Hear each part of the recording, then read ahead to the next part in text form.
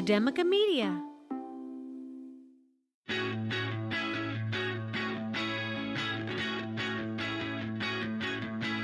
From Academica Media Studios in Miami, Florida, it's Big Ideas in Education, a weekly recap of inspiration and innovation in your schools.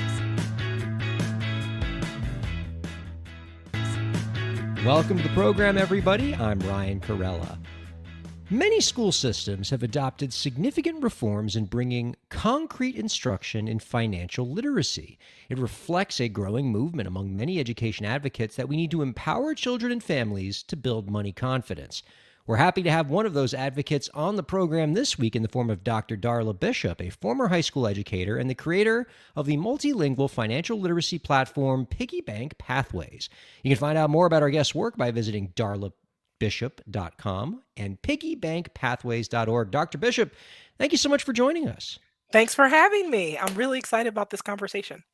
The feeling is mutual. I annoy my colleagues with how much I espouse the importance of wanting to integrate financial literacy into the classroom and making sure that our young people are money smart and that we're empowering children and families with this very important form of education. I certainly know why I'm interested in this field, but I'm interested in what got you interested in financial literacy. And did some of that interest find its root in your prior work as a classroom teacher? So actually, it comes really from my work in public health. So in Really? the years and years I've done on research on chronic diseases like asthma, diabetes, even HIV, which depending on what the literature is now considered a chronic condition for some folks, is that do you know what makes it much easier to stick to your therapies and get to doctor's appointments and ask questions and meet your nutritional needs is when you're financially well. And so kept seeing over and over again this overlap that when people are not financially well, when they're struggling, when they have housing instability, financial instability, their health is probably also out of whack. And so what if as I approached money education the same way we approach public health education, could we see differences in both? I love your perspective as financial education not just being an education issue, but as a public health issue. You see financial education as this very important arrow in our quiver to being able to address some very significant public health maladies and especially chronic conditions. That's really fascinating. That's a perspective on this that never really occurred to me. This is why we have these convos, folks.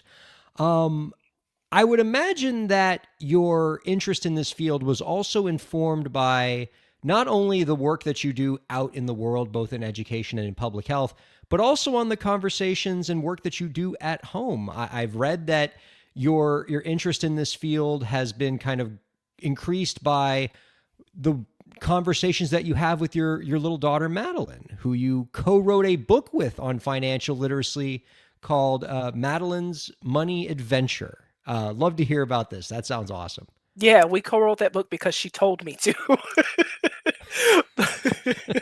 But and what has been so amazing is like this overlap between public health and financial education, which I saw, but it has become so clear over the last few years. So we are money people. We talk about money all the time. We talk about whether that's in our budget, if that's in You our and your daughter? plan. Oh, the whole family. Like Oh, it's the just whole we're family. talking All about right. money all the time. But what people don't realize is they're talking about money all the time too. You know, how you're deciding to say yes or no, whether you say no quickly, if you're in the store checking prices, what do your kids hear you say about money when they ask you for something? Are you saying, "Oh, we don't have money for that," or "Mama's broke," or "Not today"? You know, just what are the ways that you're talking about money every day? And it turns out the way I was talking about money every day prompted Maddie to say, we should teach other kids some stuff because I want to write a book too. And so And just for the context, how old was she when she was saying these things? 6. And so 6. So I have a book called How to Afford Everything. And I, of course, run a financial education business. And so when I get large orders of the book, I usually have the kids do a job, right? I'll have them pack the books up in a box. And so this particular year, I was like, Maddie, I need you to pick 25 books into a box. And as she's counting, 10, 11, well, Mom, when do I get to write my book? And I was like, wait, sweetie, you want to write a book? She's like, yeah. And so then it made this really cool conversation. I was like, well, what do you want your book to be about? Because can it be about money? Because mommy can help you if it's about money. She's like, oh yeah, I know lots of stuff about money. And it turned into this really cool project that she really drove. I mean, I had to do the legwork, but it's her creativity that really drove it. And it reminded me of how powerful these lessons that we teach the kids are for our entire society. In public health, we've seen this work magically. For example, when it comes to hand hygiene, when it comes to drug use, there's mixed data about programs like DARE, but programs like that, railroad safety and hand hygiene, what we know is that when we take those lessons to school, those kids not only learn them, they enforce them and reinforce them at home with their grown-ups. Seatbelts. I don't know if you have young kids in your life right now, but when they first learn about how important it is not to smoke or to wear your seatbelt, every time you get in the car, if you wait 5 seconds too long to put your seatbelt on, mom, you got to have your seatbelt on, right? Like they end up being the carriers of what we want to be the new normal. And so if we can teach kids a few basics about how money works, they end up shifting the conversations in their households too. So, when you think of the role that financial education can play in addressing like the general money issues that we have in this country, when you see educating kids, you don't see it as, okay, this is an investment that's going to pay off later when these kids grow up. You're seeing that investment pay off right away because those kids are already starting to educate and enforce these guidelines with their parents. It's both and. It's both and because and it ends up being this really beautiful protective thing because there are all types of reasons and where kids may be growing up in settings where their parents just can't get it together, whatever get it together means, right? They Mhm. can't get to a place where there is that stability.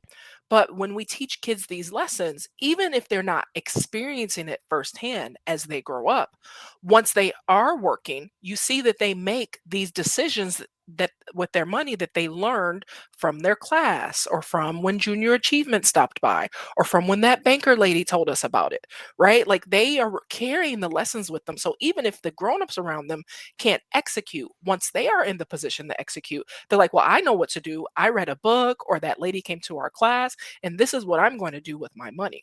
And so it actually ends up being protective because then those kids, even if their parents couldn't make the shift, once they are in the position of having money and managing money, they're taking some of those skills with them, even if it's been a little bit of time since they learned. What's your perspective on how we should be teaching young people, even people as young as your daughter was when she was first bringing up the idea of writing a book on money management?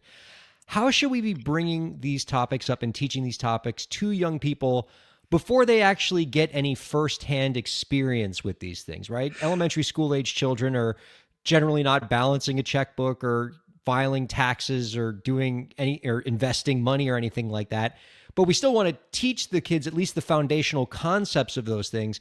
How do you teach those things before they even have a chance to have real world exposure to them? What's so funny is kids have exposure to money every single day of their lives. And by age 7, they have decisions in their brain. They have ideas about how money works. Give you a clear example. If you're in a household where the children a tooth fairy brings money, right? That means that they Mm-hmm. have money and they have ideas about what they will do with that money. When you're in the store and you're about to pay for your goods and they have all the candies and the little toys, the little magazines and the stickers, your kid will say, "Mom, can I have? Dad, can I have?" And depending on how that conversation goes, that is what teaches kids what you think about money and how they need to work with you in order to get the things they want from you because they know it costs money. They know you trade money for things, but they don't necessarily know how you get the money. Oh That yeah. yes, my plastic card or my phone that I tap, that yes, that is money, but I still have to do the things to put the money on the card. And so really what happens is I think as adults, specifically in a parenting role, not necessarily in the education role, but in the parenting role, we sometimes have this mythical idea that teaching money is kind of something where we're going to sit you down and teach you about money. We're going to show you how the checkbook works. We're going to open up the online banking. We're going to explain taxes to you. Maybe when they're teenagers and you actually need them to be doing some of those adult things. But there are ways to integrate money lessons at every step of the way. When you're in the grocery store, telling the kids, oh, look at that little sticker. How much does that apple juice cost? Okay. How much does the other apple juice cost? Which one costs more? Which one costs less? Which one is bigger? Which one do you think is a better use of our money? If you have $10 and you want to buy both things, how are you going to decide? Because the $10 will only allow you to buy one. If we came to the store specifically for trash bags and light bulbs, but we come to the store and buy candy and forget our trash bags and light bulbs, what's that going to mean when we get back home? Right? These are all money conversations, even though we haven't said much about the dollars and cents of it.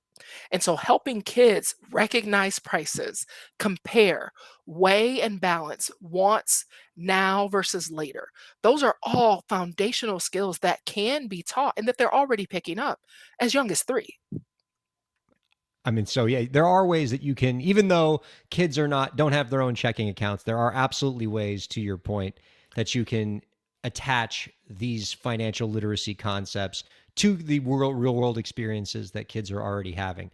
So, Dr. Bishop, since this is an education podcast, and because most of our audience are education professionals or education advocates, I'd love to bring the conversation to financial literacy, specifically in the education space and financial literacy education. How would you evaluate the job that schools are doing generally in teaching these concepts? And so some states do better than others. Some classrooms do better than others, right? Most states, as part of their second, third, and fourth curriculum, have something in social studies about how money works and something in math about actually counting coins and doing the addition and subtraction of our currency system, right? So that's great because that's the basics that everyone needs. Now, what we could be doing differently or better is especially in the classrooms that have like the centers or the a little bit of free time is to make sure that some of those activities that kids get to choose allow them to do pretend play with money. Because what we're also seeing is that as we become more and more digital, kids are not recognizing coins. Kids are not recognizing the denominations of paper money. And so are there ways that you can integrate those tactile experiences and even a store front in the store in the classroom Yeah. so that the experiences continue. And the good news is there are so many advocates out there who are working really hard. In fact, we're up to, I think we're going to get those, that state 31 and 32 soon, who are now requiring financial literacy education at the high school level, but it's something. I mean, that was going to be my next question. Like, certainly in those primary grades, right? Giving students those early introductions to money, having them hold coins in their hand or pretend to go to the grocery store. But certainly there's a need for it at the secondary level too. I assume not to put words in your mouth, but I assume by that age, we want to give kids an exposure to like what the difference is between a checking account and a savings account is, some basics of investing and taxes, filing taxes, things like that. And I would imagine the secondary grades is more the place for that. So what are you seeing on the front lines in terms of how schools are doing with the older grades? They're doing good and they're tapping into some of the networks that already exist. National organizations like Junior Achievement and Jumpstart are really coming to schools to say, hey, we know you have some new requirements. Here's all of our materials. How can we be helpful for you doing this? And they're putting into place this requirement of a half of semester of financial literacy education in order to graduate. And that allows these high school students to talk a little bit about earning money, what happens when you get a paycheck, the different types of banking accounts, a little bit about taxes, and quite a bit about credit, because a lot of the advocates are really wanting to make sure that once these young people are 18 and eligible to get credit cards, a car loan, a fill in the blank, that they understand at least the basics so that they don't get themselves in trouble unknowingly. Yeah. I mean, especially, I mean, all of us former college students, remember that first week you go to campus and, you're walking through the university center or the breezeway. And what are there? a ton of tables with like every bank that is just trying to rope you into your first credit card before you Yep. have any idea what a credit score is. And so, yeah, you want to make sure those kids are prepared for that moment when they step onto campus and know, oh, maybe I shouldn't futz with my credit so early before I have the ability to pay those bills off. Right, or at least not for a Yeah. frisbee. Or at Like, get least something not better for a for it. frisbee. Absolutely right. Or if you're fortunate to have one of those parents that give you that emergency credit card when you start college, like don't rack up that bill and ruin your parents' life. That's really really important stuff. And I do like that you noted that there are some great tools that are already available that many schools are using to help supplement their existing financial literacy platform. One particular tool I think that's worth highlighting is yours, Piggy Bank Pathways, a multilingual financial education platform that works for children and families. Can you tell us a bit about it? Yes, and so once we got the book started, I was like, what could I be doing while the illustrator works?" And I was like, "Oh, well, my colleagues over at those other organizations, Jumpstart and Junior Achievement, really have that high school curriculum down and can super support schools. But there are some schools, youth serving organizations, family serving organizations that want to start earlier because they do have those kids under their purview. So what are they using? They will need materials and curriculum that are age appropriate, stage appropriate, and like have that little touch of magic that Maddie helps us integrate because she's 7. So her brain is still that magical kid brain. And so we have run a couple of pilots. One in a dual language school because our materials are bilingual English Spanish, and we can expand to other language if we have a school community or other organization that's interested in that. Because the other thing we wanted to make sure of is, especially if we're serving kids in communities where maybe they are fully bilingual or even English speakers, but their parents are multilingual, that the parents are able to interact, reinforce, use the same language that's they're learning at school. I love this. That's really, really terrific. And you can find out more about the platform by going to piggybankpathways.org. I love that it's multilingual. You're meeting your potential users where they are. That's tremendous. Based on your own experience and background, both authoring books on financial literacy, developing these platforms, looking at it through the perspective of public health, if I gave you an opportunity to adopt some reforms in schools to help improve their financial literacy education generally, what might some of those reforms look like? So what's funny is I'd actually go to the teachers and support them. The funny thing about being a teacher in the US is you have a reputation for being underpaid for what you do, right? And so what if, as part of your onboarding to your school district, anytime you change, you were required as a professional, you were supported as a professional by being able to go through a financial literacy course because you're already resourceful. But what if someone walked you through all of the benefits that your employment offers you? Because we have a super underutilization of benefits that actually can help our day to day or month to month expenses in all arenas, but especially in teachers. And so, what if we required the school districts to support and educate their education staff? Because guess what? If you have teachers who are not stressed about money, then they can show up even better in the classroom. I like that a lot, especially if these are going to be the folks that we are expecting to impart these same concepts to their kids. Like, well, how about help them get into a better position themselves? That makes a lot of sense to me.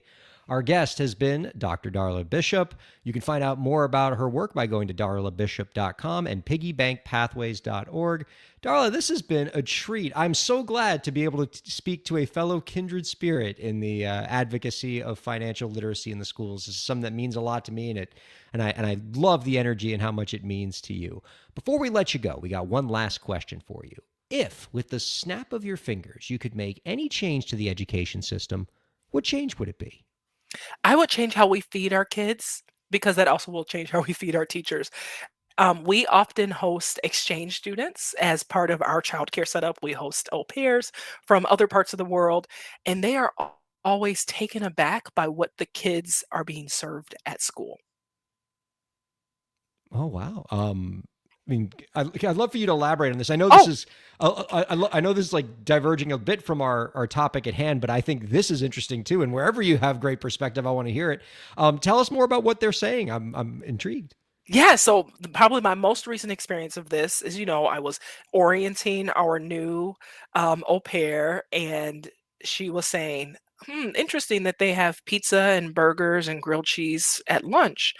That's really interesting for me. And where I'm from, they serve us liver and onions and rice and beans and what would be Swiss chard or kale greens, and we eat like what you guys would consider dinner for lunch at school. And so when I look at this menu, to me, it feels a lot like all the snack foods that we would eat on the weekend.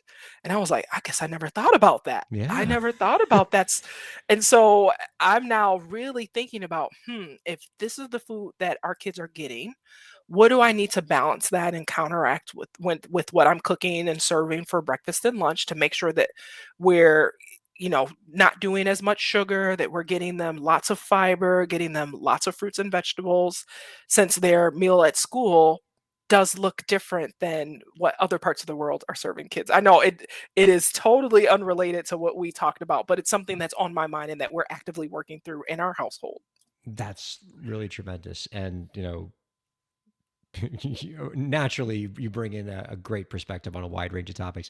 We really appreciate you joining us this week. Thank you so much. Don't be a stranger. I would love to have you on again real soon, get your perspective on other things. Certainly get to lead in your expertise in the public health space. You got a lot of great stuff to say. Thank you so much for being on the show. Thanks for having me. Very much our pleasure. And thank you all for checking out Big Ideas in Education. We'll see you next time.